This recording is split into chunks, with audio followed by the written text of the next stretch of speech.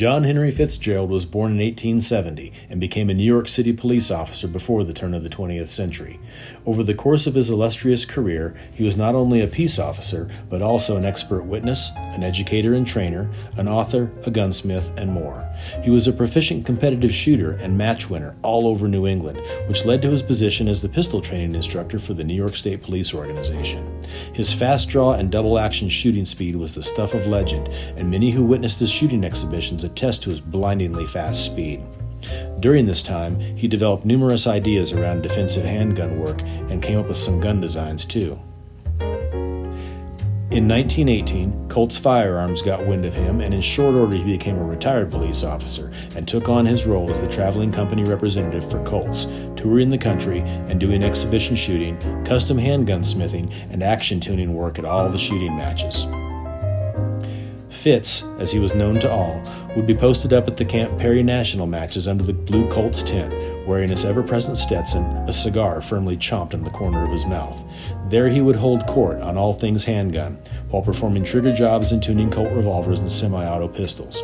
Until his death in 1944, Fitz was the public face of the Colts Corporation, a colorful American gun crank, a character the type no longer produced in the USA. In 1930, Fitz wrote a book titled Shooting, which became an instant classic. Original copies pop up occasionally, but are usually quite expensive. It was reprinted in the 1990s by Wolf, and these copies are usually available online for much lower prices. It's a great read, and while dated in some aspects, it still has applicable meaning in the discussions of defensive pistol shooting. Reading many of today's authors, one can hear old Fitz in many of the lessons. Some things never change for a reason. In his book, he details his most famous contribution to defensive handguns, the deep concealment revolver, the type that could be carried in a detective's overcoat pocket and be easily put into service, even while wearing gloves. He bobbed the hammer, chopped the barrel and ejector rod, rounded the butt, and most radical of all, removed the front of the trigger guard. The design became known as the Fitz Special. In his book, Fitzgerald explains the reasoning for the modifications. The trigger guard is cut away to allow more finger room and for use when gloves are worn. The hammer spur is cut away to allow drawing from a pocket or from under the coat without snagging or catching in the cloth, and eliminates the use of thumb over hammer when drawing. The ejector rod end, part of the ejector rod, is cut away to prevent the rod end from catching or wearing through cloth and pocket. This was all to enhance the use of the revolver in defensive situations. The bobbed hammer prevented snagging on clothing if pocket carried. If attacked while seated in a car, the shortened barrel cleared the steering wheel. While Fitz did his modifications mainly on larger framed new service 45 ACP revolvers, he also modified police positive 38 specials. His concealment ideas caught on with company management, and soon Colt introduced the Detective Special, a small frame 38 in 1927. This was the first snub-nosed revolver available as a standard catalog item. Think of all the snub-nosed revolvers produced by numerous companies since. It all started because of Fitz. Perhaps the most famous Fitz Special was the one he made specifically for Colonel Rex Applegate of the OSS. Applegate authored the book Kill or Be Killed and trained Allied Special Forces personnel in close quarters combat. He was a Hollywood gun handling consultant and even taught John Wayne to shoot. He is widely thought to be the inspiration for Ian Fleming's famed spy character James Bond. Again, another consequential American character after whom we sadly broke the mold. Applegate's personal Fitz wears genuine elephant ivory grips and is engraved on the side plate, to Rex from Fitz. Other notable people owned them as well. The pilot Charles Lindbergh carried a Fitz. Colonel Charles Askins Jr., a soldier, lawman, gunfighter, and 2 times national pistol champion and famed gun rider, called his Fitz the grandest defense gun I ever had. It was a whiz for the purpose intended. The outlaw Clyde Barrow stole one from a police officer, and it was in his pocket when he and Bonnie were killed by Texas Ranger Frank Hamer and his posse. Today, Tom Selleck's police chief character on the TV show Blue Bloods carries a Fitz Special, the storyline going that his father got it personally from Fitzgerald when he was NYPD chief. For all its oddity, the Fitz Special is an enduring aspect of American firearms history, innovation, and ingenuity. It is not known how many revolvers Fitz personally modified, but most firearms historians believe it was less than 100. Colts officially made only a few at the factory for special orders in the 1930s. Regardless of the actual number, less than 20 are known to collectors today. They are certainly rare. The last genuine factory lettered example that came up for auction realized $12,500 back in 2017. Before that, in 2014, Clyde Barrow's Fitz hammered at $48,000. Both auctions were handled by the fine folks at Rock Island Auction.